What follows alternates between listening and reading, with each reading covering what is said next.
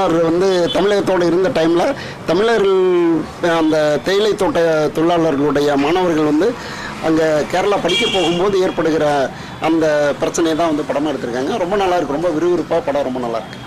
ஏன்னா இது கம்யூனிஸ்ட் கருத்துக்கள்லாம் அதிகம் சொல்லியிருக்காங்களா, இது கம்யூனிஸ்ட் படம் அப்படிங்கிற மாதிரி கொஞ்சம் சொன்னாங்க. அந்த கருத்துக்கள்லாம் இல்லை, கம்யூனிசம் அப்படிங்கிறது நல்லது சொல்கிறது தானே, எல்லாருமே சமம் அப்படிங்கிறது தானே. நல்லா இருக்கு படம், ரொம்ப நல்லா இருக்கு. கண்டிப்பாக எல்லாருமே பார்க்க வேண்டிய, அப்ரிஷியேட் பண்ண வேண்டிய படம் தான். ஓகேண்ணா, டெக்னிக்கலாக எப்படிங்க எடுத்திருக்காங்க?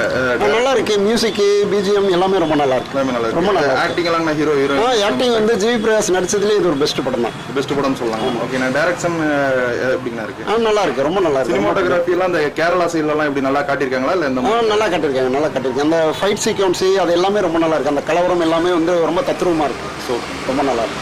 ஓகேண்ணா, மொத்த படத்துக்கு 10க்கு எத்தனை மார்க் நீங்கள் கொடுக்கலாம்? நீங்கள் 10க்கு அப்படின்னா கண்டிப்பாக 8 தரலாம். 8 தரலாம்.